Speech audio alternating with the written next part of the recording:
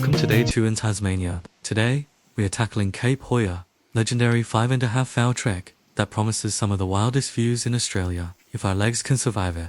But before the suffering begins, we have to fuel up. We woke up to a crisp morning at the beautiful Fortescue Bay campground. One of the best things about the campervan life is waking up right at the trailhead. The Cape Hauy Track starts right from the boat ramp here at Fortescue Bay. It's part of the famous Three Capes track, and the signs warn you to be prepared for sudden weather changes. In Tasmania, you can experience 4 seasons in a single hour, so we've got our rain jackets and plenty of water packed.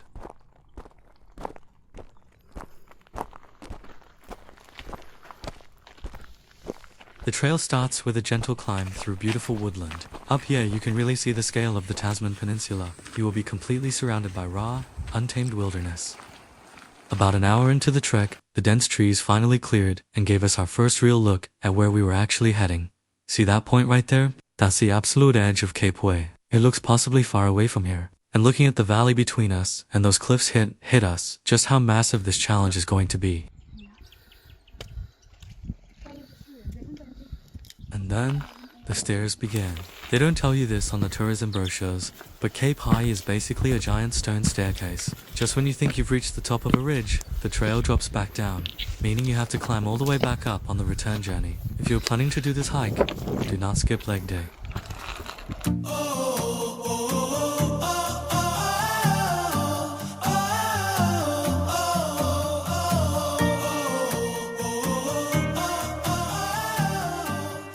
The Cape Hauy Track forces you to climb well over 4,500 stairs and conquer roughly 500 meters of pure elevation gain. It's infamous among hikers for being a relentless, leg-burning roller coaster.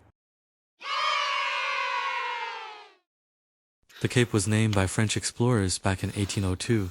They named it after René Just Hohai, a famous French crystallographer, a scientist who studies how crystals and rock structures form. They named it after him because the hexagonal rock columns look exactly like giant, natural crystals rising out of the sea.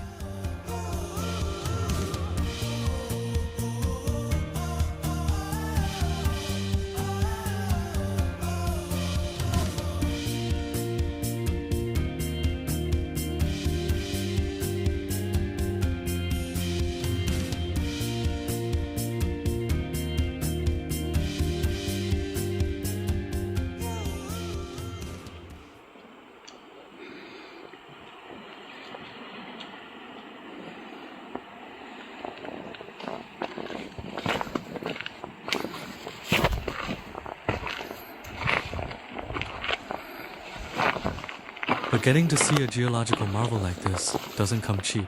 To get out to this lookout and back, you have to survive what hikers call the Stairmaster of Narnia. Brutal path containing well over 4,500 stone steps, looking down at the roaring southern ocean below. Every single stair cell in our legs was screaming, but the payoff is absolutely unforgettable.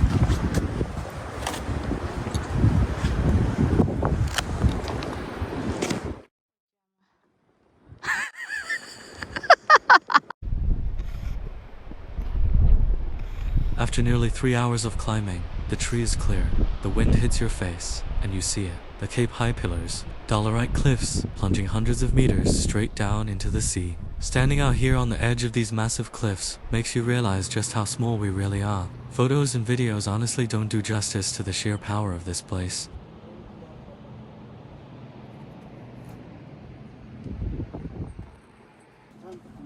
These cliffs are made of 180 million rolled dolerite columns, formed back when Tasmania was still ripped apart from Antarctica. Hidden down there is the totem pole, a terrifying 65-meter rock needle that extreme climbers embrace jumpers travel from all over the world to conquer.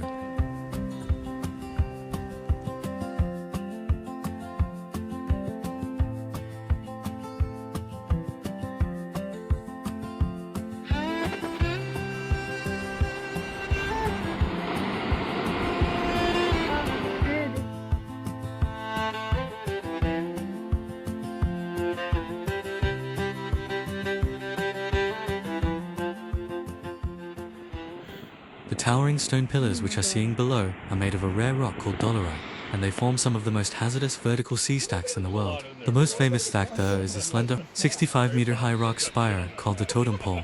It is so narrow and unstable that it sways slightly in high winds. Rock climbers and extreme base jumpers travel from all over the planet just to climb this terrifying needle and jump off it into the roaring ocean below.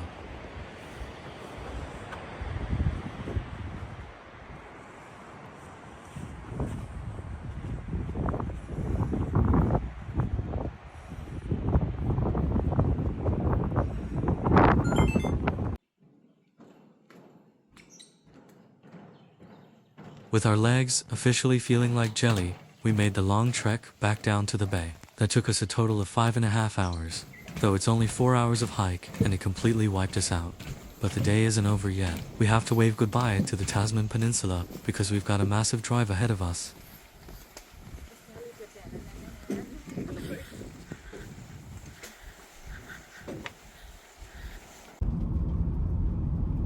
We are hitting the road and driving north towards Freycinet National Park.